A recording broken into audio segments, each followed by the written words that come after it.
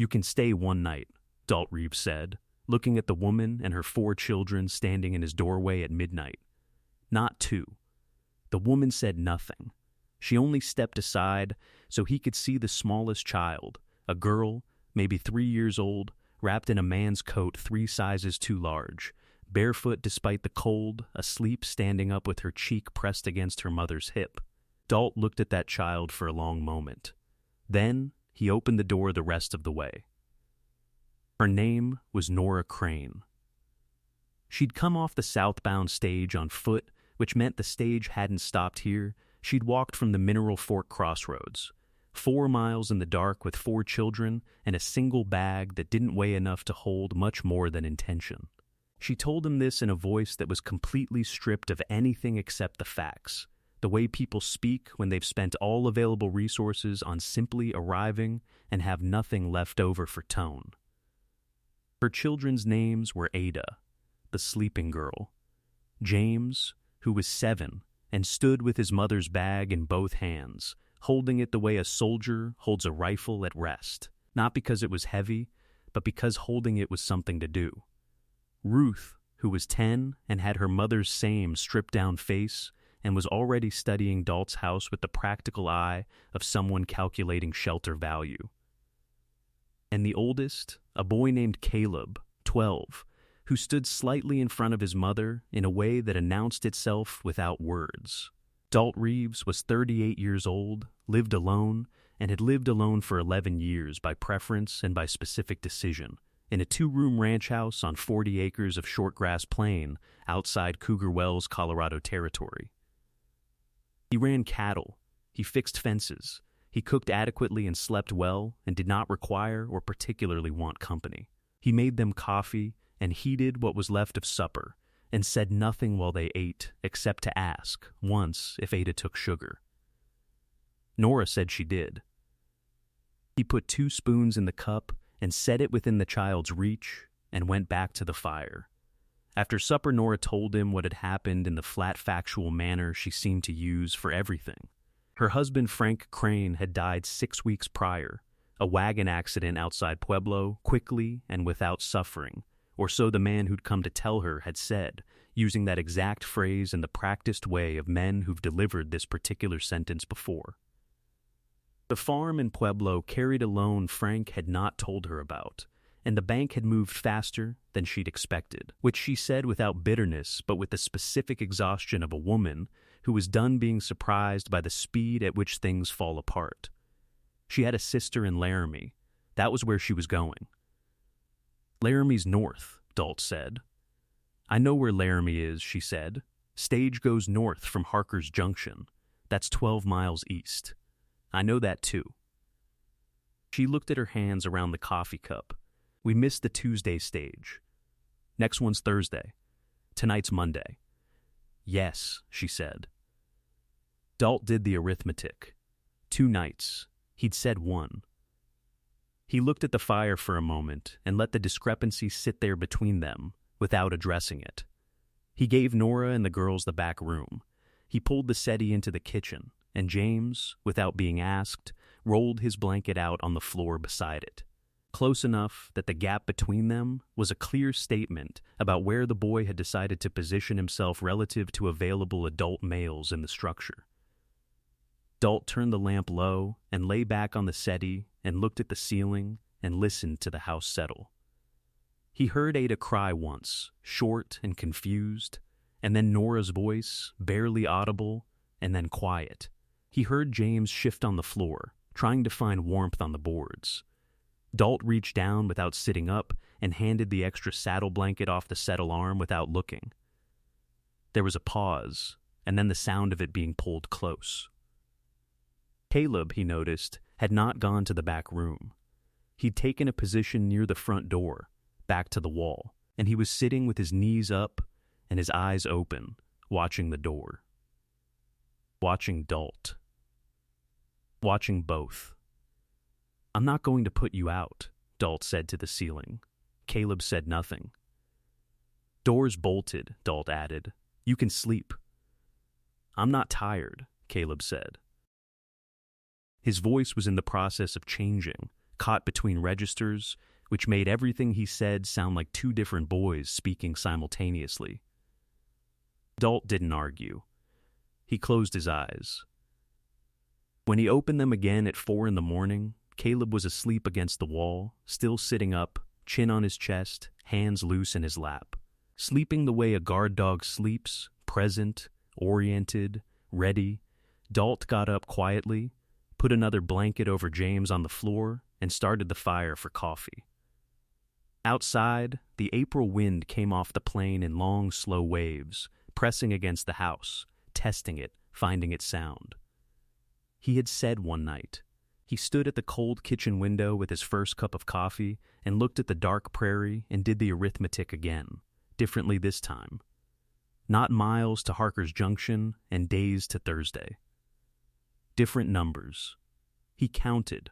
5 people, 1 bag, 4 miles walked in the dark. 1 word. Laramie. North. A sister. And the specific angle of a 12-year-old boy sitting against a wall in a stranger's house, not sleeping, guarding a door. He drank his coffee. He did not revise what he'd said, but he started making enough biscuits for 6. Tuesday came in cold and gray, with a low sky that smelled of weather. Dalt's cattle needed moving to the south pasture, a half-day's work on horseback that he'd been putting off since Sunday. He went out at first light to saddle up and found Caleb already in the barn, not touching anything, just standing in the center aisle with his arms at his sides in the posture of a boy who had decided to be useful but understood he needed permission for it. Dalt looked at him for a moment. "You know horses?" "Some." "Can you muck a stall?" "Yes, sir." Dalt handed him the fork without ceremony and went to saddle the roan. They worked in parallel for an hour, not speaking. Caleb worked well, methodically, without complaint, starting in the corner and working outward the way someone had taught him. When he was done with the first stall, he looked at Dalt, who nodded at the second, and he started there without being told twice. Inside the house, Nora organized with the same stripped-down efficiency she brought to everything. By the time Dalt came in at mid-morning, she had the kitchen clean, the bedding aired, the children in order. Ruth sat at the table helping Ada with something, a game involving pebbles arranged in patterns that Ruth appeared to be inventing the rules for as she went. James was outside splitting kindling with a hatchet too large for him, but making solid progress through determination alone. Nora stood at Dalt's kitchen window and watched James with an expression that held equal parts pride and grief. "He's been doing that since the day after his father died," she said, without turning. "Just finds things to fix and fixes them." "He doesn't say much about it. He's doing all right," Dalt said, which was true. Nora nodded, still not turning. The moral question arrived at noon, wrapped in the practical. A rider came from Cougar Wells mid-afternoon, Pete Greer, who ran the feed store and brought Dalt's mail when it accumulated and gossip always, in roughly equal quantities. He saw the woman through the kitchen window before Dalt got to him, and his eyebrows went up in the satisfied way of a man who's discovered something more interesting than he expected. "Stage family?" Pete asked, with the casual local authority of someone who'd already heard the broad strokes from someone at Mineral Fork. "Passing through," Dalt said. "Frank Crane's widow," Pete said, not a question. He looked at the house, comfortable in his knowledge. "Heard about that." Pueblo Bank moved fast on the land, didn't they? He shook his head with the particular sympathy of a man who does not have to feel it personally. Shame, 4 children.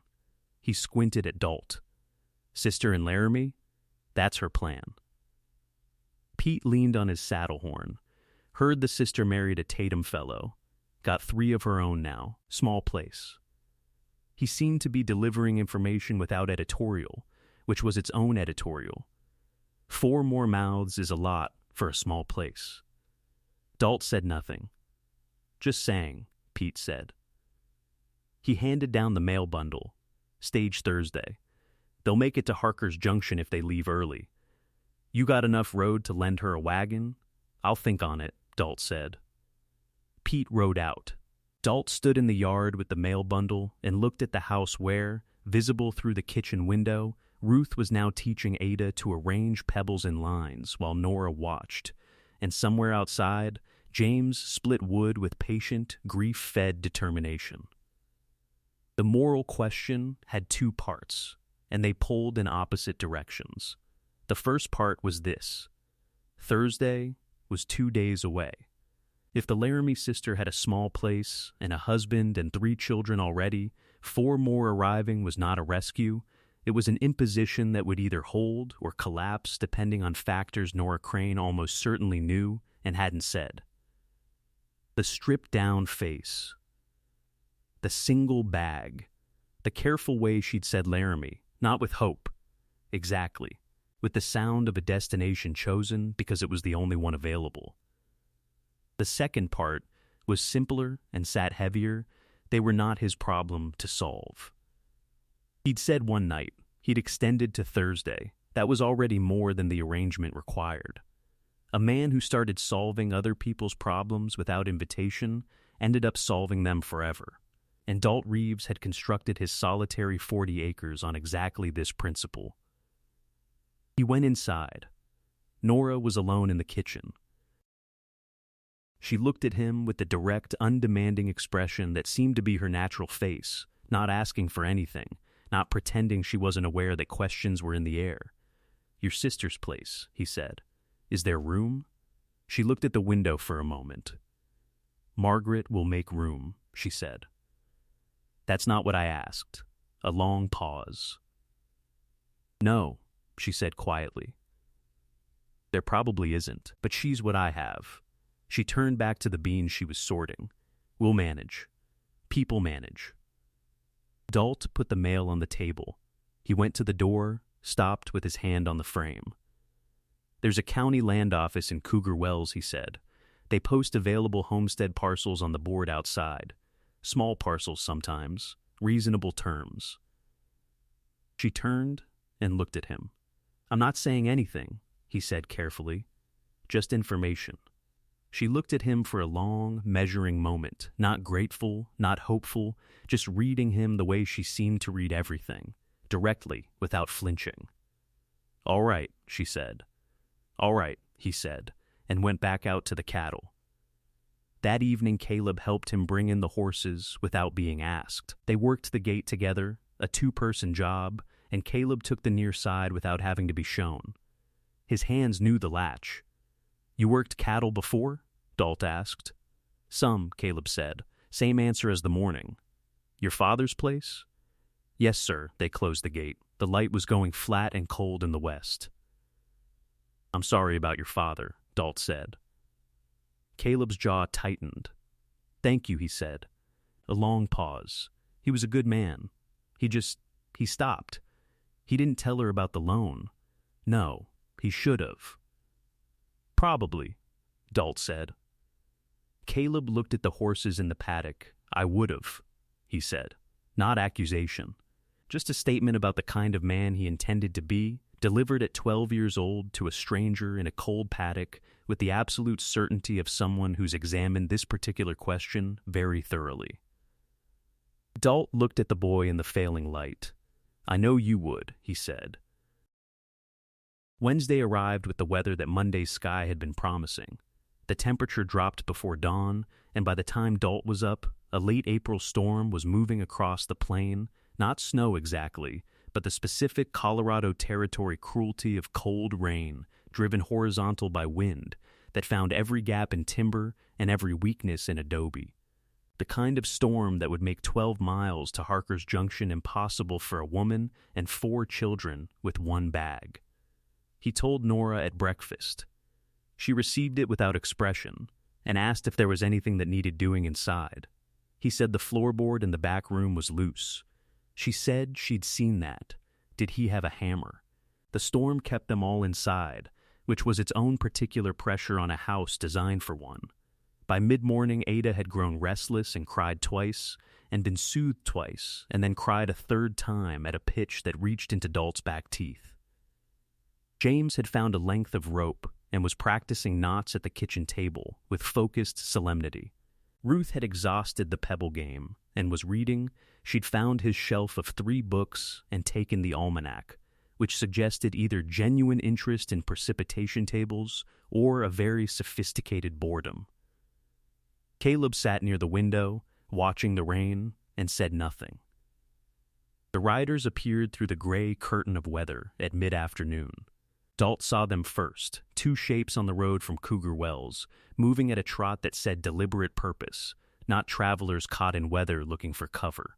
He recognized the near horse before he recognized the man on it. Everett Pell, who ran the largest cattle operation in the Cougar Wells Basin, employed 11 men, and had been making low offers on Dalt's south pasture for 3 years. The second rider Dalt didn't know, younger, with the flat, watchful posture of a hired man. Dalt took his rifle off the rack. Not an alarm, he was not an alarmed man, but in the same way you'd take an umbrella before walking into rain. He told Nora to keep the children in the back room and said it in the quiet, specific way that communicated this was not a precaution so much as a preference. And Nora, who processed instructions quickly, had the children moving before he finished the sentence. He met Pell on the porch. Pell sat his horse with the comfort of a man used to looking down at people. He was 60, white-mustached, and had the particular courtesy of powerful men who've learned that courtesy costs nothing when you already have everything. Nasty day to be out. It is, Dalt agreed. Heard you have company. His eyes moved to the house with a practiced disinterest that was not disinterest. Frank Crane's family. You heard fast. Pete Greer can't help himself. Pell smiled without warmth. I knew Frank. Good man. Bad with money. He looked at the rain. Widow going to Laramie? Thursday stage, weather allowing? That's good, that's right. Pell nodded agreeably. Because I want to put an offer on the table for your south pasture, formal offer, Dalt. Not the friendly conversations we've been having, and I'd prefer that conversation happen without, let's say, complications, Dalt looked at him. What kind of complications? Pell spread one hand in a gesture of pure reasonableness. A widow woman with 4 children is a sympathetic figure. Sympathy sometimes generates ideas. Ideas sometimes generate county land office visits and homestead inquiries and small parcels that happen to border existing operations. He smiled again. I'd rather conclude our business before any of that kind of thinking gets underway. The rain drove against the porch roof. Dalt's jaw was a flat line. You came out in this weather to tell me that, he said. I came to make an offer on the south pasture, Pell said pleasantly, and to have a friendly conversation. The south pasture's not for sale. Pell looked at him for a long moment. Dalt, you're 40 acres and 1 man. You've been 40 acres and 1 man for 11 years, and you'll be 40 acres and 1 man until you're not able to work them anymore, and then what? He glanced at the house. There's no one here to leave anything to. Something moved through the room behind Dalt. Not a sound exactly, a presence. He didn't look back. Ride out, Dalt said. Pell straightened in the saddle, the pleasantness dropping like a coat coming off. You'll regret making this harder than it needs to be. Maybe, Dalt said. Ride out. The younger man hadn't moved or spoken through any of this, which Dalt noted. He noted also that the man's right hand was resting on his thigh, close but not on the holster, a position that communicated awareness, not immediate intent. Dalt kept the rifle across his body at port. The geometry of the porch was in his favor. Pell pulled his horse around. He paused once more without turning. The stage goes Thursday. Make sure they're on it. They rode out into the rain. Dalt stood on the porch until they were gray shapes absorbed back into the weather. Then he went inside. Caleb was standing in the main room. He had positioned himself between the back room door and the front, and his fists were closed at his sides with the rigid self-control of a boy who has understood that the only way he can be useful right now is by not doing anything rash, and has found this understanding genuinely difficult to bear. Their eyes met. It's handled, Dalt said. I heard what he said. Caleb said.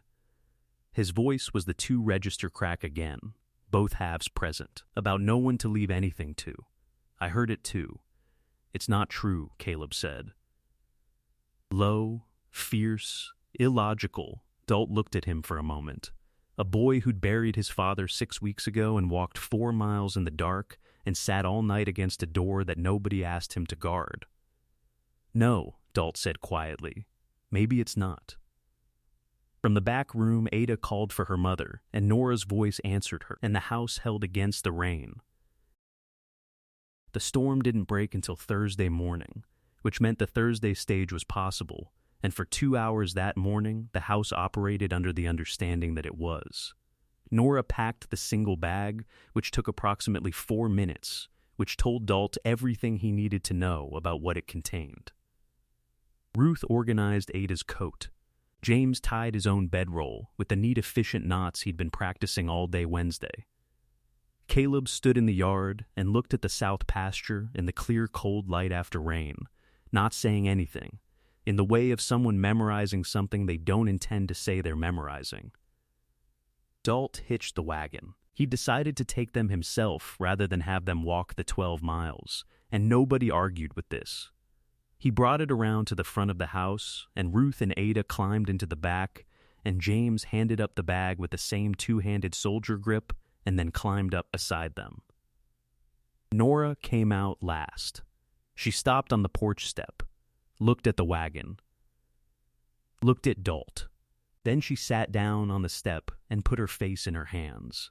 Not sobbing, nothing that demonstrative, just a held stillness with her face in her hands, the compressed posture of a person who has been holding the entire shape of themselves together for 6 weeks by pure structural will and has reached, at the exact wrong moment, a limit.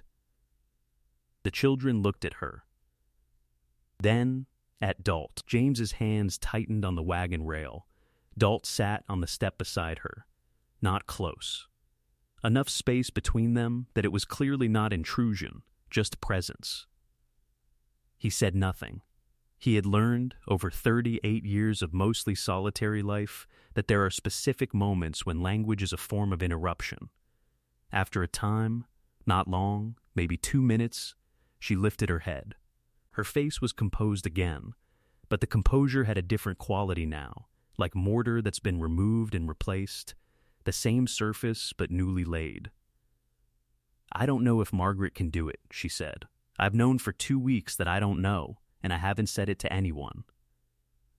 She looked at the plane. She will try. She will try very hard, and it might not be enough, and then I won't have anywhere else. Dalt was quiet for a moment. Then there's a parcel on the county board, 30 acres. North boundary touches my south pasture. He said it to the middle distance, not to her. Dugout cabin needs work. Well, that ran clean last time it was checked, which was admittedly 18 months ago. County homestead terms, which means a filing fee I could advance against fall work. He paused. I'm not saying anything, just information. Nora looked at him. He looked at his hands. They were rancher's hands, scarred at the knuckles, calloused to leather across the palms, with the specific roughness that comes from 11 years of working 40 acres without assistance. Why? She said. Quiet, direct, the same way she said everything. He thought about this honestly. Because your boy sat against my door all night to guard it, he said, and your other boy split my kindling for 2 days without being asked. And your Ruth read my almanac cover to cover and then asked me whether I thought the precipitation tables for the Eastern Basin were calibrated to elevation because she didn't think they were. He paused. She's right, by the way. They're not. Something moved through Nora's face, not quite a smile, the precursor to one long unused. And Ada, he said. She asked me this morning if my horse had a name. Does he? Buck, very original.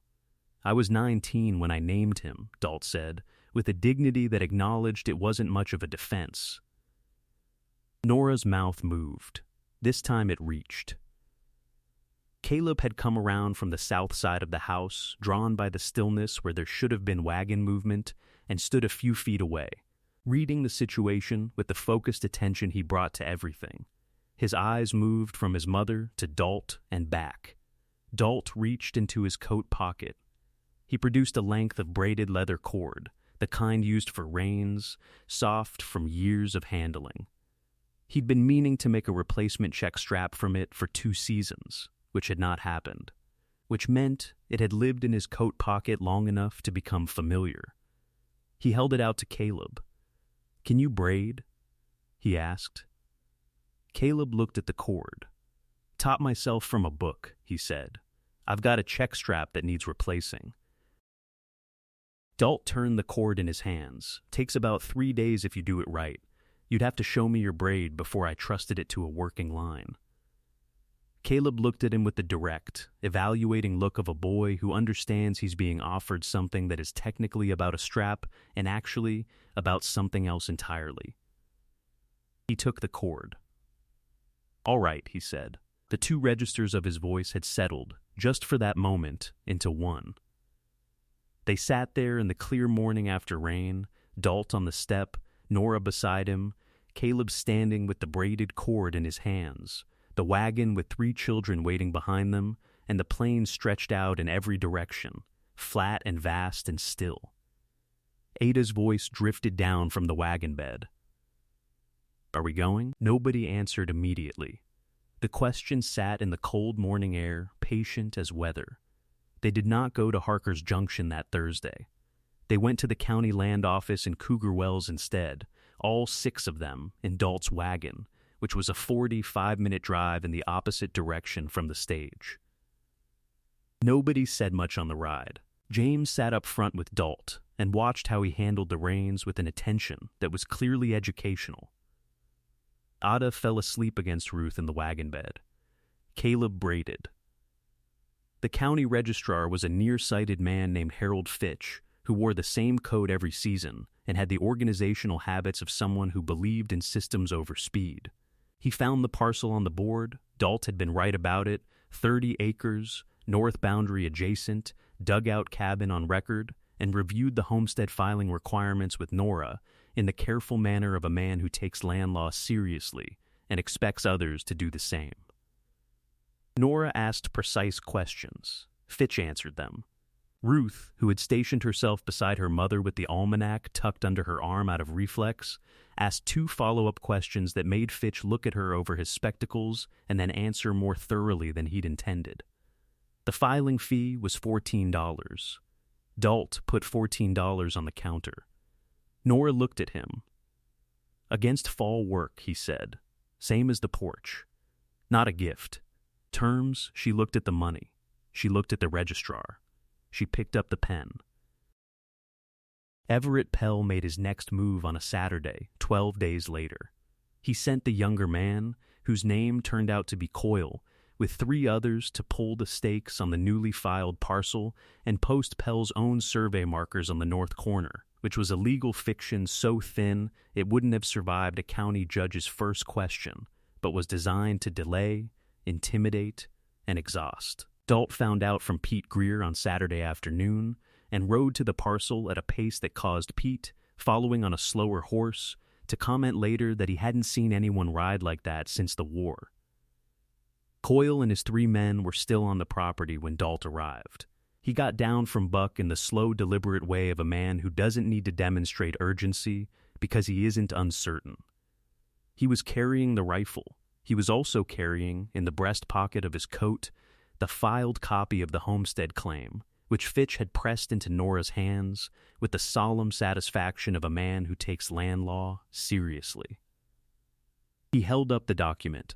"Filed copy," he said. "Territorial Land Office. Stamped and registered." He looked at Coyle. "Your markers are on recorded land. Pull them." Coyle looked at the paper. He was young, mid-20s, hired man posture, following instructions he hadn't personally chosen. His eyes moved to the 3 men behind him and found no particular enthusiasm there for making this complicated. "Mr. Pell said," he started. "I know what Mr. Pell said. Dalt said. Mister, Pell is wrong about the law, which he knows, which is why he sent you instead of coming himself. Pull the markers. A long pause. The plain wind moved through the spring grass, which had come up green and good after the week's rain. Behind Dalt, he heard a horse, not his, and didn't turn around because he knew who it was. Caleb pulled up beside him on the gray mare, Dalt's second horse, which the boy had been exercising daily with competence that had grown from adequate to good in 12 days. He sat the horse well. He held his own quiet. Coyle looked from Dalt to the boy. He read the geometry of the situation. Then he nodded once to his men, and they pulled the markers. When they rode off, Caleb sat his horse and watched them until they were small on the horizon. Then he looked at Dalt. Is it over? He asked. Pell won't push past a filed claim, Dalt said. The legal cost isn't worth it to him. He looked at the replaced stakes, the good green pasture, the dugout cabin in the middle distance. He'll leave it. You knew that before you rode out here. Yes, then why'd you ride so fast? Dalt resettled his hat. It's her land, he said. A man rides fast to land he's responsible to. Caleb was quiet for a moment, processing this. Then he looked at the cabin. It needs a window on the west wall, he said. The light would be better. It would, Dalt agreed. They rode back to the ranch to get tools. The west window took 2 days. The dugout's roof took 4. By the time the Cranes moved from Dalt's house to the parcel on the north boundary, there was a window on the west wall that caught the evening light clean and gold, a roof that wouldn't move in the summer storms, a well rope that had been replaced and tested, and a vegetable bed that James had turned himself with a patience that still had grief in it but was beginning to have something else alongside it. Nora sent Ruth across to Dalt's for supper 3 nights a week, and he sent back whenever he'd butchered, which was the natural arrangement of adjacent small operations. Caleb finished the check strap braid on a Wednesday evening and brought it across to show Dalt. Dalt put it under tension and tested the weave with his thumb and said, without drama, that it was good work. Caleb carried this judgment home the way James carried the bag, with both hands, carefully. On an October evening in the second year, when the light came in through the new west window and turned the cabin floor the color of old coins, Ada climbed onto the chair beside Dalt at the supper table and informed him that she had named his horse something better than Buck. What? Dalt said. Clarence, she said, with the absolute authority of a 4-year-old who has decided. Dalt looked at Nora across the table. She was watching him with that almost smile he'd come to know, the one that surfaced slowly and meant more than the demonstrative kind. Clarence, he said. He looks like a Clarence, Ada said, and went back to her supper. Caleb, 16 now, long past the 2-register voice and into something steady and low, looked up from the end of the table. He and Dalt exchanged a look that carried an entire conversation in it, the kind of look that only exists between people who've worked the same ground long enough that the ground is partly theirs together. She's right, Caleb said. He does. Dalt looked at the boy who had sat all night against a door without being asked and turned into something fine. He looked at Ruth with the almanac, at James with the supper plates held in 2 hands the way he held everything important, at Ada with absolute confidence in her horse naming ability, at Nora's kitchen, which had been his kitchen and was now something the word his didn't fully cover anymore.